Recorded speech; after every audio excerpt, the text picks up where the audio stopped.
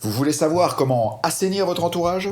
Comment faire pour évincer telle ou telle personne nocive ou, sans aller jusque-là, pour qu'elle vous respecte au lieu de vous détruire? Cette vidéo et les suivantes vous montreront comment y parvenir sans faire de vagues. D'abord en y travaillant mentalement, ensuite en adoptant les bonnes attitudes tangibles, et enfin en permettant à plus grand que vous de vous y aider. L'homme est un animal social, c'est-à-dire qu'il a besoin de ses semblables, non seulement pour s'épanouir, mais aussi pour simplement vivre. Aucune personne ne peut vivre en totale autarcie dans notre société, c'est impossible. Aussi est-il suprêmement important de sélectionner avec soin les gens avec lesquels nous devons vivre. Que ce soit les proches, la famille, les amis, les moyennement proches, nos voisins, collègues, employés, employeurs, etc. Et nos pas proches du tout, mais là quand même, c'est-à-dire les gens qui peuplent les lieux qu'on a l'habitude de fréquenter, comme les cafés, les restos, les boutiques ou les transports en commun, etc. Savoir s'entourer est l'une des plus grandes qualités, non seulement du chef d'entreprise, mais aussi de toute personne lambda qui tient à son bien-être. Les relations étant notre miroir, elles nous renvoient notre image en permanence. On dit même que nous sommes la moyenne de nos 5 personnes les plus proches.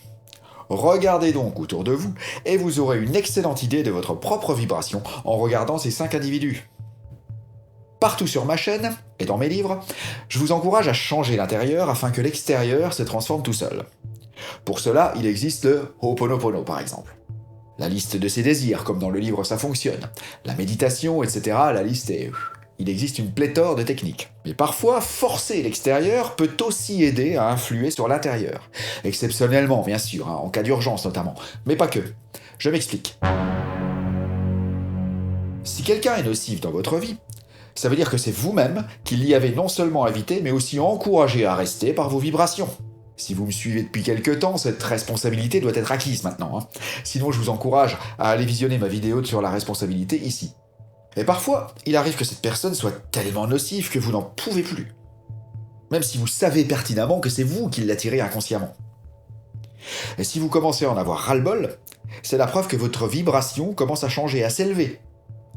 Mais le processus de changer l'intérieur pour changer l'extérieur est assez lent, et demande beaucoup de détermination et surtout de paix, laquelle n'est pas toujours au rendez-vous, notamment lorsque cette personne insupportable est omniprésente. Dans ce cas, de façon à pouvoir travailler tranquillement sur votre vibration, de façon à ce qu'elle parte d'elle-même, ou que les circonstances s'emboîtent toutes seules, de façon à ce qu'elles disparaissent de votre vie naturellement, ou qu'elles changent de comportement simplement, la meilleure chose à faire est de l'éjecter, de la mettre sur orbite, si j'ose dire, de tirer un trait définitif sur elle, de ne plus la voir, de ne plus accepter ses appels, de vous arranger pour ne plus la croiser, etc.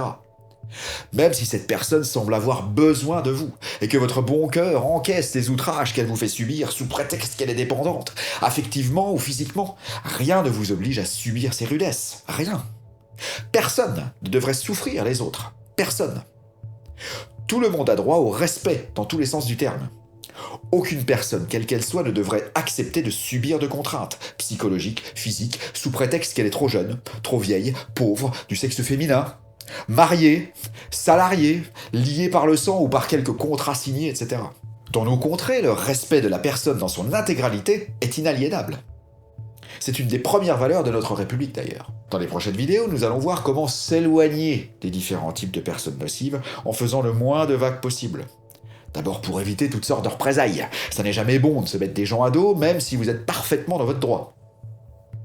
Et ensuite, pour favoriser un véritable mieux-être chez vous, en évitant tout esprit de vengeance.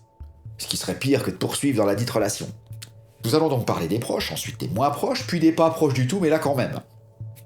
Dans chacune des vidéos qui vont suivre, je vous donnerai des astuces pour pouvoir vous façonner un entourage de personnes qui vous soutiennent et vous apprécient, au lieu de vous descendre en permanence.